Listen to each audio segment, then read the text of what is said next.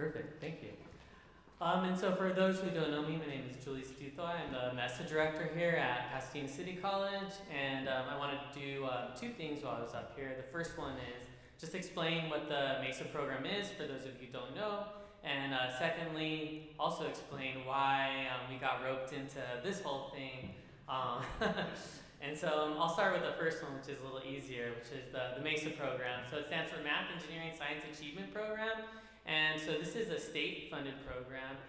So about 115 of the 116 California community colleges have a MESA program.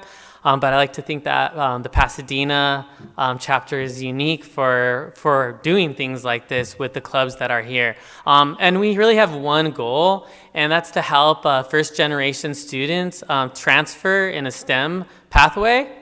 And so how we do that, all sorts of things. We have tutoring, we have workshops, we send students on field trips, we send students on conferences, we pay for hotels, flights, anything to really get students a chance to get exposed to career as well as academics. And even just this last Friday, we were at Physics of Disney, so I went to Disneyland with the students. And I think it ties kind of nicely back into what we're doing here. So one thing that I did want to do as a MESA director and is really important for students is to engage in research. And one reason is, well, research shows that research helps students to transfer, to find that drive, and to figure out what they want to do in life. Because even when they're in MESA, they may know that they want to be a STEM major, but I'm even okay if they realize maybe they don't want to be a STEM major or something else. I'm really kind of there more for them to figure out whatever it is they want to do, and if MESA could help them, then I'm all for it. So really, one thing I was looking for was a chance for students to be creative. I'm also math faculty here, and one thing that I do even in the classroom is I always try to look for an opportunity for students to think. Which sounds kind of silly, like maybe you think that's what you're doing in class, but that's not always true. Elijah had said it earlier, that often what we do in a classroom is we student, which is a term that is actually used in research, is you're studenting. You're getting out your pencil, your laptop, because that's what you've been studenting your whole life. And so you're really good at studenting. But maybe you're just writing down everything that I'm saying up on the board, but then when's the opportunity for you to really take that in your own direction?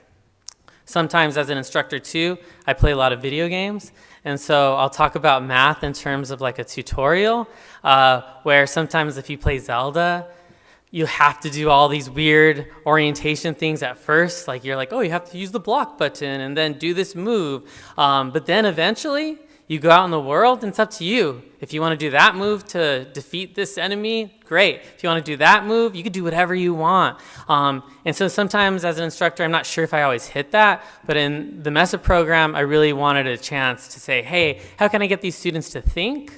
And then I kind of stumbled in on Decoded Brain. Seeing them come in on Fridays, when you walk in, you could already see these students are already doing all their own stuff. They're already thinking, they're talking with each other, they're self-driven, they already kind of know, they're making their own decisions there with everything they've gained from their classes. I don't want to like completely divorce it from their classwork. I think that's important. I'd be out of a job, so I'm going to say it's important, and it is, to have some of that guidance and that scaffolding, right? And so I think Decoded Brain, what they've done is such a great addition to really what Pasadena City College has here, and something an instructor can think about, how can I adopt some of that model into my classroom?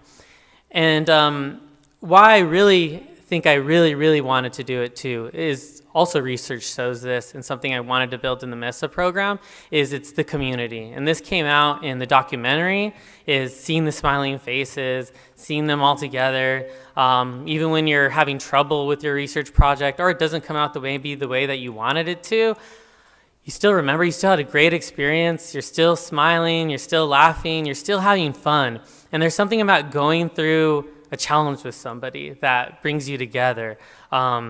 I remember having kids, if you could believe it. I have 4. I know it's crazy. Yeah, I can't put them back or something, have them. But either way, that was an experience, man, and I'll always remember it. And it made me think about it when Cortexa and Nita were up here. You'll probably forget a lot of the things that I'm saying, but because we tie in that art and we have emotion here, and that's something that's happening with Decoded Brain every day, is you put your heart in it. And I mean, the people in Decoded Brain, it's not my specialty in the brain, but I do believe there's something to, you remember things more when you have emotion like intertwined with it, when you have like some sort of thing that you can point back to. And I think I'll always remember sitting in here, watching the documentary, watching the band play, and I'll remember that event. I'll be like, oh yeah, I do remember that. That was amazing. So when Elijah, and this is how I'll kind of turn it over, is I want to thank Elijah for just allowing me to be a part of this really more than anything. I was happy to do it because it was special, and I thought it would help my students. And so when we gather again today, later at 3:45, 4 o'clock-ish, on the 3rd floor of the CA building, some of the MESA students joined in with the Decoded Brain students and this open lab kind of project, and just seeing them they're coming into the MESA Center more because they're talking about their projects. They're more involved in my program because of this program. And so again, I want to thank Elijah for just letting me be part of this. And so I wanted to come up here and at least say hi to everyone. You could think about the MESA program if you know anyone, first generation who's looking to transfer in STEM. I'd be so happy for them to be part of our program at Pasadena and really join our community and get opportunities like this. So without further ado, I'm going to pass it along to the man, Elijah, right here.